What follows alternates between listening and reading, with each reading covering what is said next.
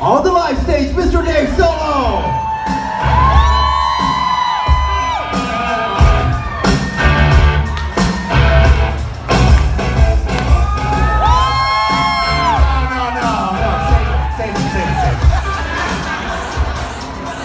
You saw Emily's left hand and you all lost your shit.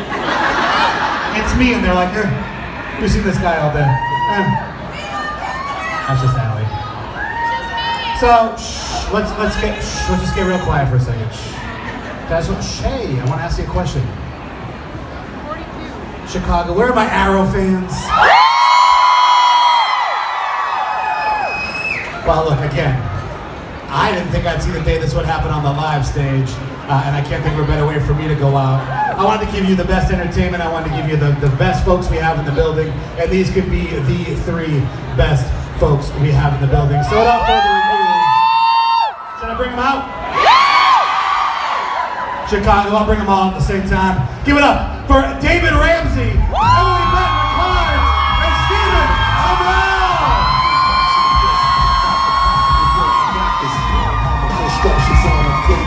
Catch me around the streets, I bring bombers, bearded like Taliban, stealing my black ninjas and come through the tuxedos and with the gun lines, houses like emeralds, check out the ski mask, can't touch nothing, give me to the 3, Dawn Becker,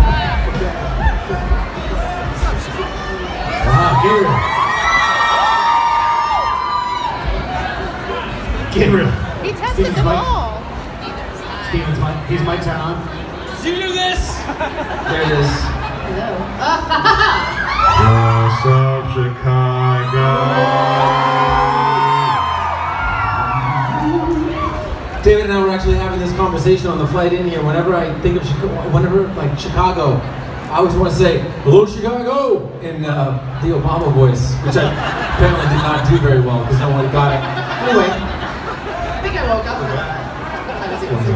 That's right. Well, it is phenomenal to have the 3 of you. I've interviewed each one of you separately on the live stage. And for my last show, I said, I want all 3 of them together up here. And that's phenomenal for you to come. So thank you. Thank you for coming over. I appreciate it. Chicago, here we are in Chicago. We've been here for a few years. Have you had a chance to go out and explore and check out the city at all? We just got here. We literally. No, dog, like literally. Just got here. We took off from Vancouver last night at 1:15 or so on the West Coast, and then we landed here at 6:15. So tonight will be the opportunity. Sure. For what? For some exploration. Sure. In Chicago. Cool, let's just move on then. Arrow fans. Season 6. Just heating up, all kinds of stuff happening. There's a lot going on right now, right? And I was asking folks when we came out, what's their favorite thing going on right now? And you wouldn't believe how many people said Felicity, right? She's doing lots of cool stuff. What's the season been like for all of you as a cast? Because it seems like it's been pretty vigorous. Did you say vigorous or dangerous? Because it's been both. Sure. We'll go with that. It's been different for me. I've had like stretches where I've had time off, and it's been a very unique season for me. Certainly different. Not having the flashbacks has been a change. Not having to wear the wig has been a change. And then being at odds with so many people within our own team, that's also been a change as well. It's been good, it's been challenging. It's been a great season, right? Everybody's feeling this season? Yeah. Like, you see Talk about that! Yeah. When y'all feeling the season, y'all like crickets. He wears his shirt too much. What can you do? It's cold up there. He just put another one on before he came out here too. Yeah. So really not loving it. How about for you two? Because I know, again, Felicity is she's putting in work, making things happen. Well, yeah, she's also sort of being like a mom now. So we get to work with Jack a lot, which has been really cool, and he's literally growing at a rapid pace. Not only as an actor, but literally in height. He's taller than me now, which was fun. He was a foot shorter than me when I first met him, so which was less than a year ago. And yeah, he's great Tarka get to kind of explore that family dynamic as actors? Poor kid has to do fittings before every episode. We were shooting a scene yesterday or a couple of days ago where like, you know, all of us were there, and the pants that he was wearing were too short. Poor kid. He's a good guy though. I like Jack. Yeah, he was a good dude. And David, you know, we're back in the saddle of, you know, should Diggle be the Green Arrow again? What's going on? Oh God. I'm still not talking to you. I don't want to talk about it, man. What was the question? How's the season been? We'll just go. The season, yes. The season. See, yeah, I love Spartan too, right? Put that on all of your social media. In bold exclamation marks. It's been challenging like these two. I mean, it's a different kind of season. I think there's been some choices made that that we'll just have to see how it all pans out, because they've been choices that some of our characters in previous seasons never would have made.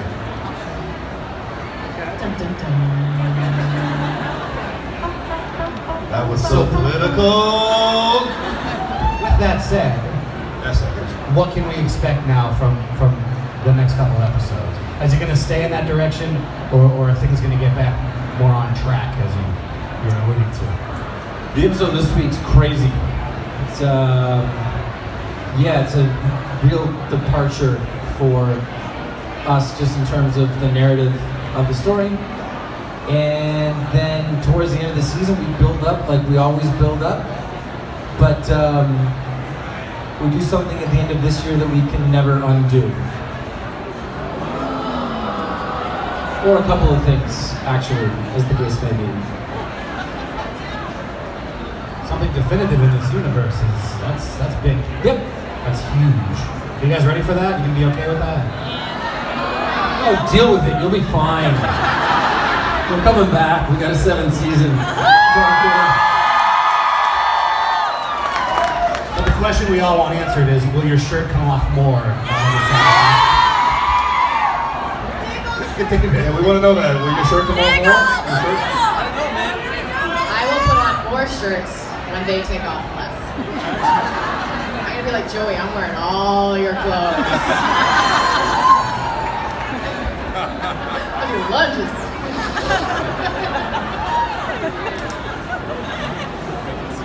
You know, now whether it's on the big panel stage or on this stage, I love seeing you three together. There's such a great dynamic, and you can tell when people genuinely like each other, and that is kind of rare sometimes on shows. I'm the mediator, as you can tell. It's not only on the show that they're in cahoots.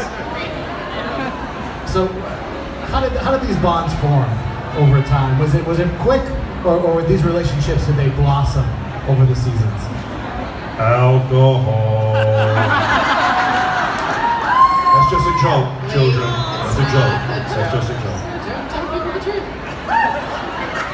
We do this in a box for 12 hours. So there you go. How do the bonds form over time? They form over time. I spend more time with these two than I do with my wife and child. So yeah, you just, you know, we have no choice but to hang out and get to know one another.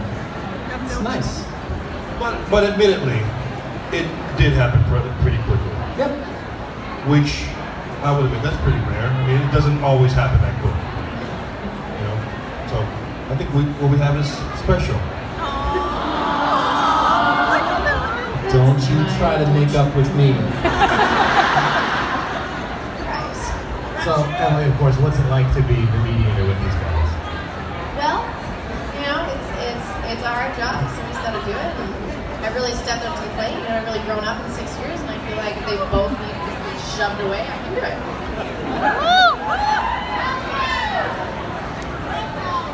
And the reverse then, guys. Emily's pretty tough, right? So what is it about her Where are you demeanor? going with this? It's just complimenting you, yeah. I can't do another stand-up with you for 20 minutes, yeah, it's a lapse. Last interview we stood up the entire time. She wanted to stand up the entire time. So she's tough. She's a tough cookie. right? So, what's the it reason like? I'm not standing right now is because my legs won't work. So it's so Yeah, you guys are all pretty simple. So, what's your favorite part about working with Emily on set? That was not a good reaction. Oh, I just like when Emmett and I get to do scenes together, or when it's the three of us. I just like that it's always a discovery. We always find something cool in the process of putting the scene on its feet that will tend to make it into the episode because it'll be a genuine moment. I think that probably as we move through the years, you see more of me and Emily and David, like not Oliver and Felicity and John, but like me and Emily and David in scenes, like when we're laughing at each other, we're really laughing at each other. So that's always fun. Make me cry. I'm more and more right now. David, I loved your reaction. I gotta know what was behind that. What we love about Emily Bent Ricards. I don't know. Don't do this. I don't know, you need more delicity on the show, don't you? I agree. I don't know, but honestly, the truth is that, I mean, Emily has this, it happened with Brandon, it happened with Grant, it happened with Steven, it happened with Diggle, it just, every scene she's in, she just kind of has this thing, she clicks, people, she click, she just has this thing, and she connects with people. But I think the biggest gift, honestly, is because she listens very well as an actress. It's the best attribute for any actor. It really is. And she's going to pay me later. But no, He's cheap though, so it's fine. But she listens, and it shows on screen. I love the delicities of it. Because I wanted to address for the two of you, you know, Olicity, everybody loves that, right? That hashtag damn near destroyed my Twitter when I just asked if people had questions for you guys. And I think when it comes to the DC TV universe, that could be like the biggest thing going. So what are your personal feelings on the Olicity phenomenon and the use of that hashtag and how much people are invested in you two? Well, I mean, when I first started, I had to ask our mutual friend, Brandon McKenzie, what shipping was. I was like, what ship are we getting on, and where are we headed to? And she bought me a sweater and said, no, it means that we want a relationship, you guys. I was like, still no boat? Interesting theory. Is that what it means? Yeah, relationship. I don't know. Dude, we gotta talk. We gotta have a serious sit down. But, I mean, we like it because we get to work together more, and I mean, I won't speak for both of us, but I will, and that's how marriage goes. Oh, I think because we make each other laugh. It's fun. I'm glad that fans latched onto it. But if it's interesting, then it's good. If it's good in the show, then it's good. So David, if you had to create your own, would it be a Delicity, or is there any other character in the show? Why is it Delicity? Why wouldn't it be Felicity? What sounds more delicious? That was not that funny. You don't deserve that. That was actually not funny. Foligal? Foligal sounds like It sounds like a disease. Jello on top of a washing machine. Foligal.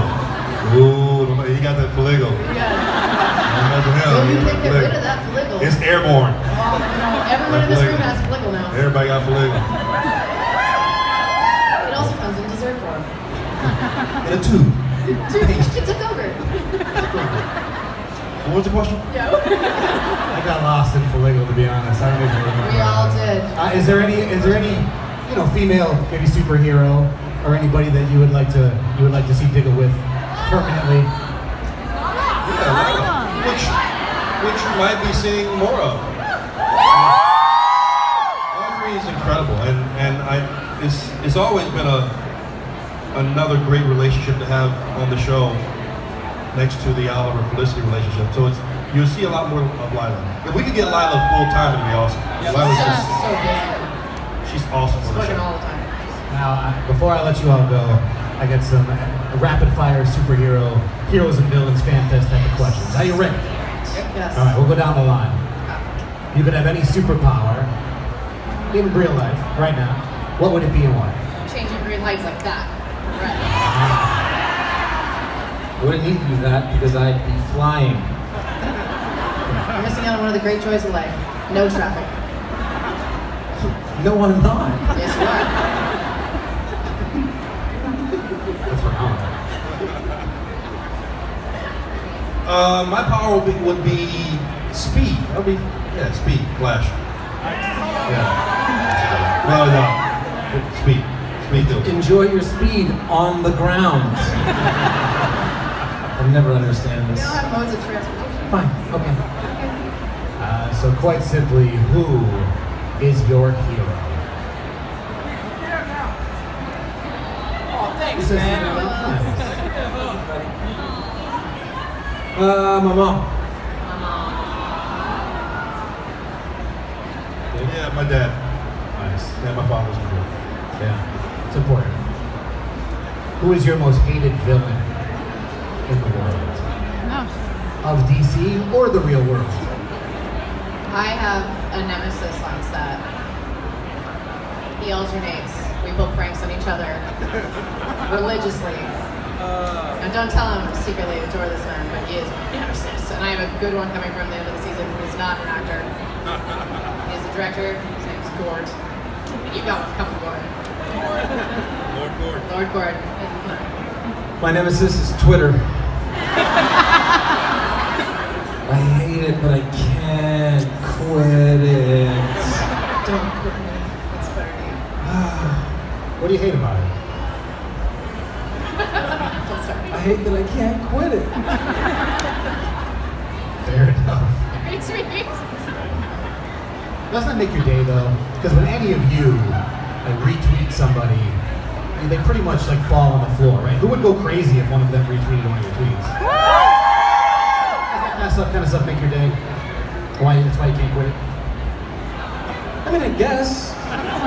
It's like a great place to get news, but a lot of the news is bad, and then there are people and then there's hot takes, and we will discuss this at my panel tomorrow for the entirety of the 60 minutes. It'll be great. Fair enough. David, nemesis. My nemesis is lateness. Tardiness. I seem to always find myself rolling into the set fashionably late. Very fashionably late. 3 or 4 scarves sometimes. Yeah, it's full now. Is that just on the set or is that like in life? No, it's on the set. I mean, it's gotten much better. I've gotten much better with it. You got much better? Today? You made it here on time. It's a low pitch. They had to swing at it. Underhanded. They had to swing. So you're all, and usually when I say this, that you're not actually superheroes, but the three of you are all actually superheroes. So you need your own badass superhero vehicle. What are you choosing? What was the question? Vehicle, superhero vehicle. Don't need one. I can fly.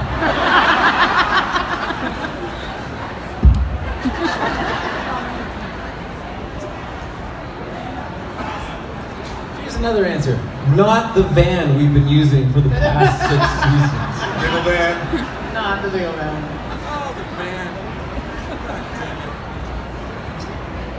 A vehicle? Yeah. Like a horse. Horse. That's good. Sorry, oh! We're good. People what they want. Check the boxes. That's great. Would be a diggle tank. Diggle will ride a tank. It's called Fliggle. And it's a tank. It is a tank. That's her name. That's what I made my tanks. My name on my tank is Fliggle. So Yep. And lastly, since this is my last go around, I have a question to ask each one of you selfishly. Sure. And I just want some advice. So what would be your advice for somebody that's kind of closing the chapter on something that they're comfortable in and they've done for a while and they're kind of moving on to the great beyond, something they don't know as well. Or maybe they're like, Well, what are you doing next? I will be working with Universal Orlando Resort. Developing. Congratulations. Thank you. Developing something for them over the next year that I can't really talk about until it comes. But I currently write for them and I'm in their videos and all that stuff. Well, I knew that. I just wanted you to say it. My one piece of advice for anyone, whatever your vocation is, whether it's the arts or whatever, is just make sure that if you have faith in yourself and you have faith in your ability, then bet on yourself. That's awesome. Thank you. I appreciate it.